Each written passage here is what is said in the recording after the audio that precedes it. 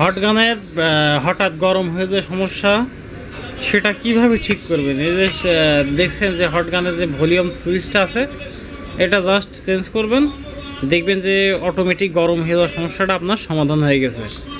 এই আমার যে কেডা 8520 মডেলের এই হট গানটিতে এই সমস্যা হয়েছিল, এই মাত্র আমি ঠিক করলাম আর কি। ধন্যবাদ সবাইকে। এখন হট গানটি সেট করবো আর কি।